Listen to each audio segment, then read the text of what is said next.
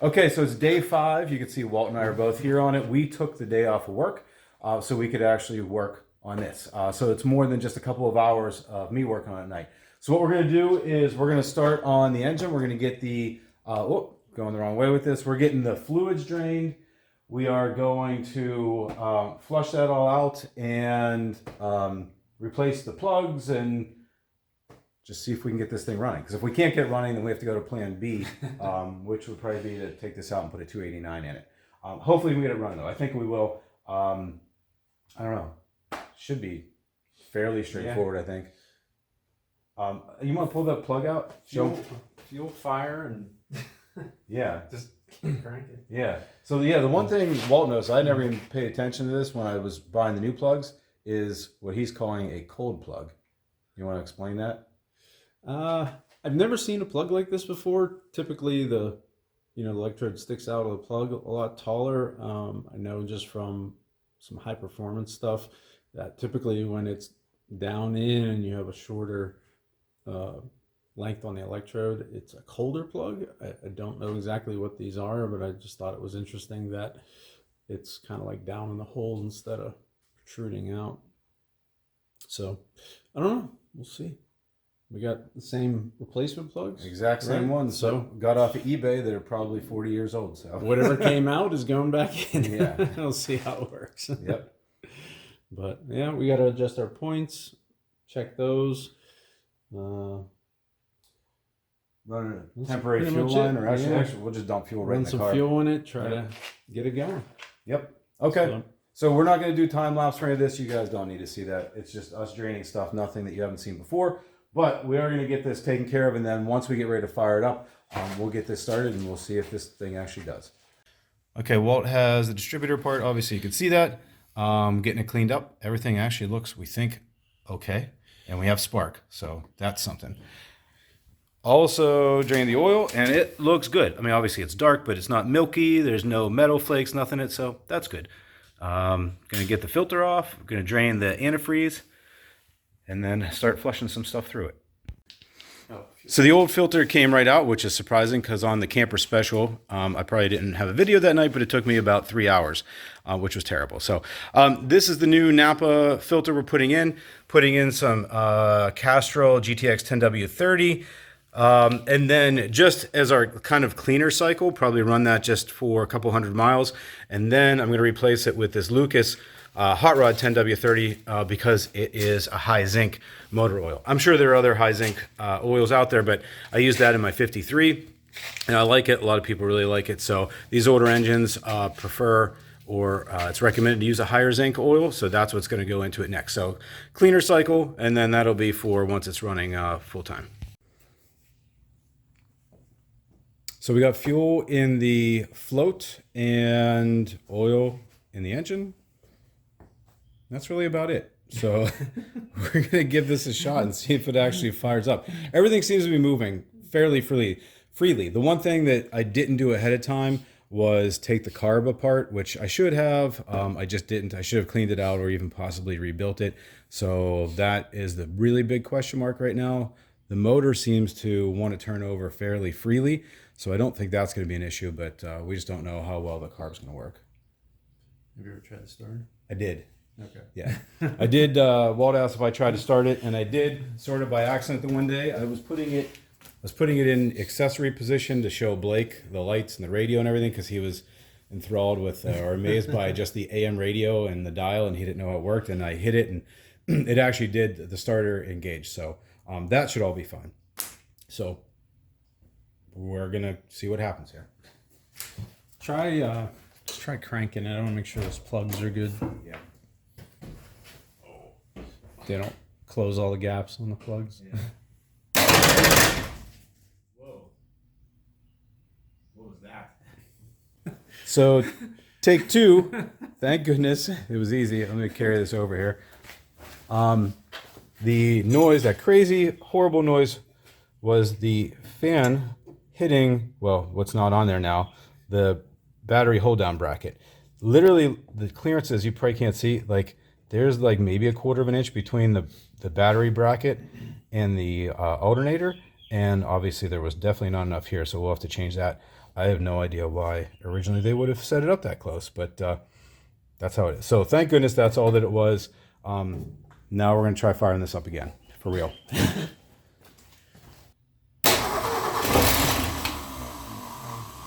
That's promising. Light. Okay.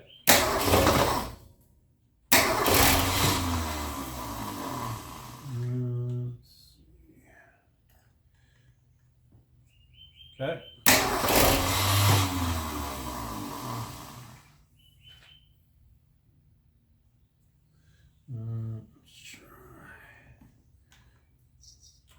Okay. That was it. Did you just get a face full of mouse poo? I did. Where did it shoot out of? Huh? Where did it shoot out of? I just saw the cloud everywhere. I was standing there, and it started. It just went. I saw it. See, this should have vacuumed everything. You want to turn the fan on? Nope. Okay, we're doing this. Let's do it. I'm already. Okay, you're already covered in poo. Yep. Here we go.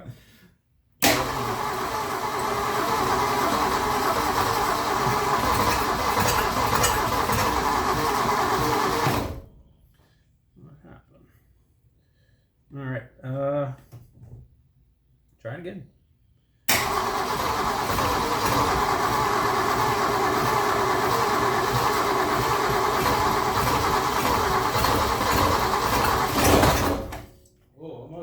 Yep. Good.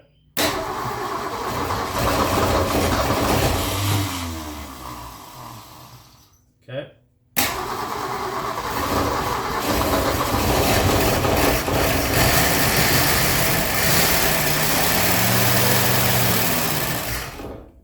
And I'm out of gas. Hey, it ran though. I consider that a mini success. Yep. Minus the poo in the face. Much more fuel. Much more fuel. Okay.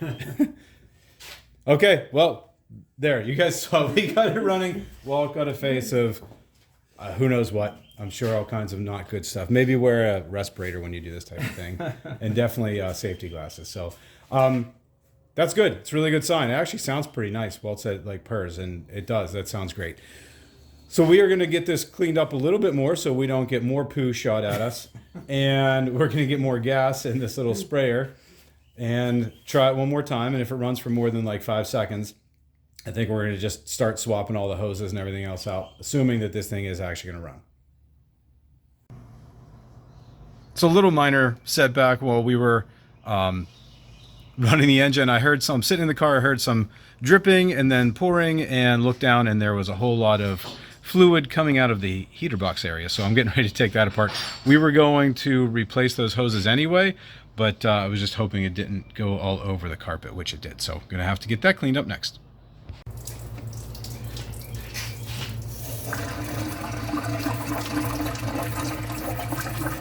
Got the thermostat housing off, just running some water through it to flush it out. It actually looks pretty clear like Walt was just saying. So that's a good sign.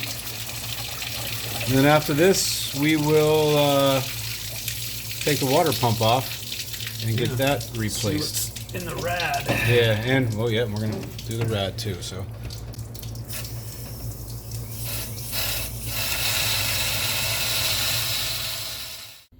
So there's the culprit of the leak, the heater core. I was hoping maybe it would just be the hoses behind it, which we're gonna replace anyway, but nope, that core is shot. Here's a better angle on the heater core, and this is one of the seals for the little flap mechanism, I think, for the fresh air or for the air in there. You can see, like, as soon as I touch it, it just disintegrates. So I'm going to get all that cleaned off, and then I'm going to get the rest of this stuff all cleaned off in here, see what I need to do to get replacement seals and get those hoses off. So I was trying to get the heater core out, but it looks like on the firewall inside of the car, or inside the engine bay and the firewall, I have to take these 4 bolts out, like here, and then there's 2 below it, to get the whole assembly out. This is a complete pain in the butt. I thought I could take just the case off and get to it from in there, which I did eventually get the case off, and I was wondering how I was going to get the clips back onto that. Well, apparently this is how you have to take the entire thing out as a unit, and then you unclip it, take the heater core out, and then once you put the new heater core in, you clip it all back together and slide it back in. So should have just done that from the beginning, because I probably could have done that without messing around with the glove box. So just wasted about an hour. Oh, and if I haven't said it enough times, I keep using Croyle on all these bolts. This stuff is fantastic.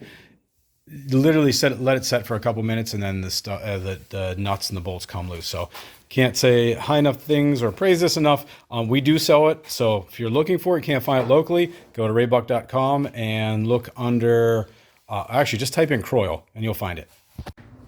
Walt pulled the rad out because that made it easier to get to the water pump, which is what he's working on right now. We weren't planning on doing this today, but we don't have a replacement thermostat, so we're going to just take the old one out. What we did, we're going to test it to see if it opens up. There, that's 185, so this should be a 160 thermostat. Let's see what it does.